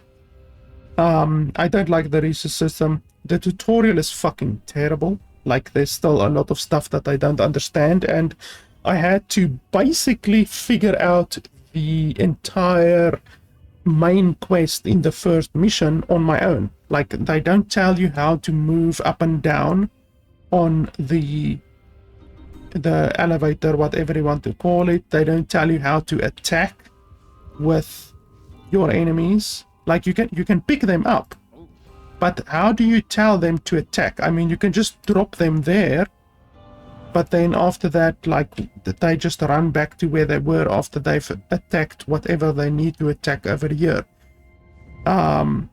It's the same way how it works in Dungeon Keeper 2, but in Dungeon Keeper 2, as far as I remember, you had a rally flag or a rally spell. I can't remember exactly, because like I said, it's been 25 years since I played it, but you were able to tell your guys to attack a certain enemy, and in this game it just seems that there's no way to do that. Even if there is a way to do that, there's no tutorial to tell you how to do that. So the tutorial is fucking abysmal. I'm sure a lot of people are gonna get stuck in the single player campaign like there at the beginning. You just got to love how she walks up and down walls. A lot of people are gonna get stuck at the beginning there because the game literally does not tell you how to play the game or how to progress, how to get your people up and down the thing, how to navigate the overworld. I had to figure out all of that bullshit by myself. So that's not good, and the game just isn't as enjoyable as Dungeon Keeper 2. That's really, at the end of the day, you need to think, like, you need to compare this game to previous games, and you need to compare it to Dungeon Keeper 2, and Dungeon Keeper 2 is simply better as this game. A fucking game that was released in 1999, probably before some of you were born, and it's just not even a better game, and it's $50 fucking. I know that Dungeon Keeper 2 was probably also around $50 when it released, but now, holy shit, you can get the game for a couple of dollars now. So it's just really not anywhere close to being something that I can recommend. They're charging AAA prices, almost $10 away from AAA prices. and they don't even allow you to change the resolution of the game. There's no borderless full screen mode, and you can't select the exact frame rate that you want.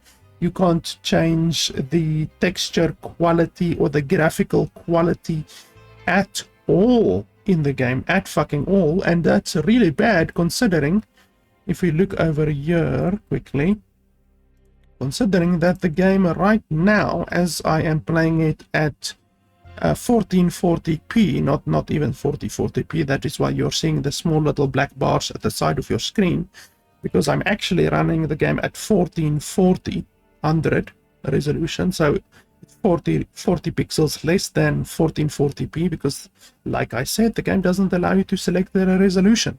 So for some reason the game selects a resolution which isn't even a standard resolution, which is 1400p. But anyway, if we look over here, I'm running the game not even at 4K resolution, I'm running it at 2K resolution barely, and the game is using 200 watts of power usage, 200 watts, and 40% of my 3080 RTX. So I have a 3080 RTX. If you have something like a 1070 or a 1060, you're not going to be able to run this game at 60 FPS on 2K resolution. So you're going to have to run the game at a lower resolution than 2K. And as I said previously, the only way to change the resolution of the game without it looking like this, like you have to play the game like this and then do the resolution scaling. Otherwise, you have to run the game at your default screen resolution, your desktop resolution. And as you can see here, my desktop resolution is 4K resolution. So the only way for me to not run the game at 4K resolution and have the game literally destroy my PC by running at 100% usage constantly is by playing the game on a window mode, which really just sucks. You know, nobody wants to play a game on a window mode with the fucking white border here at the top and all of that kind of bullshit. So I just don't see $50 of quality here. I don't see $50 of content here. There's only 6 missions in the game, which is fucking hilarious. There's no skirmish mode in the game.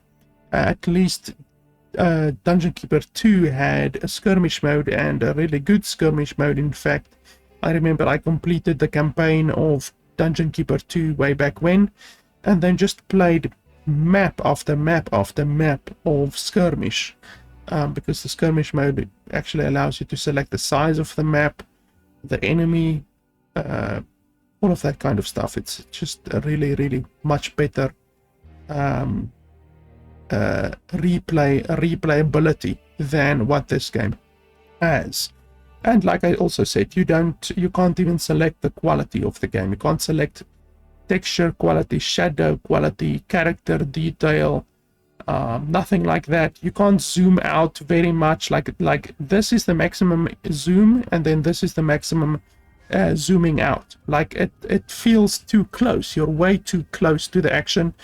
The speed at which you can move your mouse, well, the camera is really fucking slow. Like, look at this shit. If you want to move from one side of the map to the other side of the map using the camera controls, which is WAS and D, it takes you 14-15 seconds on this map this size.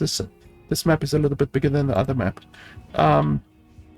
So yeah, shit. I just don't understand how they can ask $50 for this game when it just is worse than a game that was released in 1999. So quite honestly, I can't recommend the game. Perhaps if the game was like $20, maybe if the game was $20, I could recommend it, maybe, because you only have 6 missions. So for $20, you know, you're not getting a lot of content, so $20 would probably be fine. But $50 is just fucking insanity. And you can get Dungeon Keeper 2 for much less than $20. So it's not even such a good proposition to pay $20 for this game. I'm just really throwing this game a bone by saying you could get it for $20, then it would be worth it. But like I said, Dungeon Keeper is better. Dungeon Keeper is cheaper, and this game is $50. It's just a little bit fucking insane. Asking AAA prices almost for this quality of game, where you can't even change the resolution, can't change the FPS, nothing like that. It just is really not